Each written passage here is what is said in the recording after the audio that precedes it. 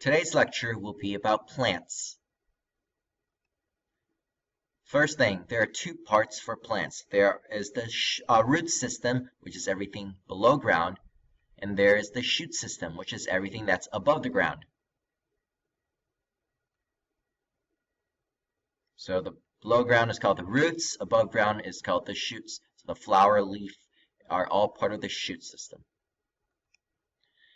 Let's talk about the basic parts of a plant. The first thing is called the roots. Roots are anything that's below ground. They help absorb water and nutrients. It also helps anchor the plant to the ground. Then over here you have the stem. The stem portion transports water and nutrients. It helps support the plant. Then from there you have leaves. This area absorbs sunlight and performs photosynthesis. So in the leaves, you contain a lot of chloroplast, which makes sugar or food for the plant. Finally, we have the top part, which is called the flower. In the flower, it has petals. It helps attract pollinators. So bees and certain animals can go over there to help the plant reproduce either sexually or asexually. Let's talk about the types of plants. Plants are classified by whether or not that they have vascular tissue. Or another word for vascular is also known as the human circulatory system. So it helps the plant transport stuff throughout the body. There are two components of the vascular system. The xylem. Xylem transports water. And then the phloem. Phloem transports food. An easy way to remember is that xylem, the letter that comes before X in the alphabet, is W. So W, xylem, and W stands for water. Other word, phloem, that sounds like the word food. So phloem is for food or nutrients for a plant.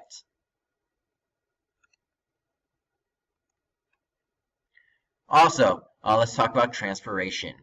So when water evaporates from a plant's leaves, more water is absorbed by the roots.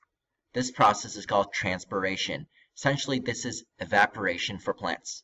The point of transpiration is to maintain homeostasis in the plant because transpiration moves water from an area of a high concentration to an area of low concentration. This is also an example of osmosis. So water flows up the roots, goes up all the way to the leaves, and then water is lost through the process of transpiration.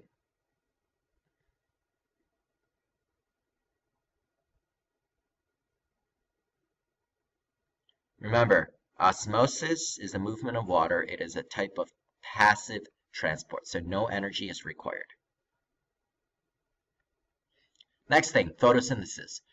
This occurs in the chloroplast on the leaf. So in a leaf, it contains photosynthesis. The reactants of photosynthesis are carbon dioxide, CO2, water, and sunlight. The products are glucose and oxygen. So this is photosynthesis. Plants are going to use carbon dioxide, sunlight, and water in order to make sugar and food. After that, after you have sugar or food, the mitochondria will be using that. The reactants of cellular respiration are glucose and oxygen.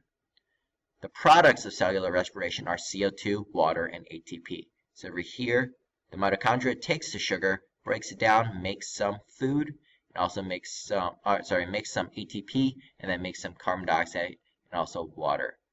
That can be used again in photosynthesis. This is a very circular process. You can treat them as opposite reactions. So photosynthesis makes sugar, occurs in the chloroplast. Cellular respiration occurs inside the mitochondria, and it makes ATP.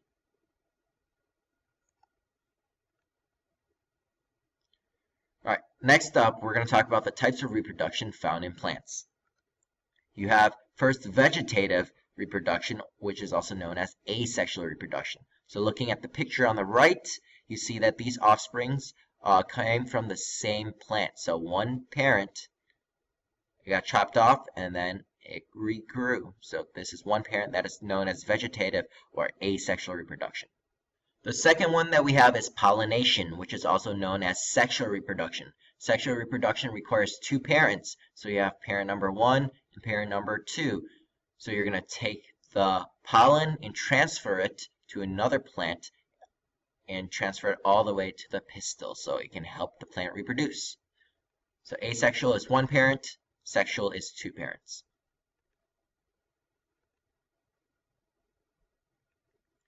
Next up that we have is tropisms. Tropisms is any growth or movement in response to a stimulus. In plants, there are three major tropisms. The first one that we have is phototropism. Photo means light, like this picture right here. The tendency of plants to grow towards the light.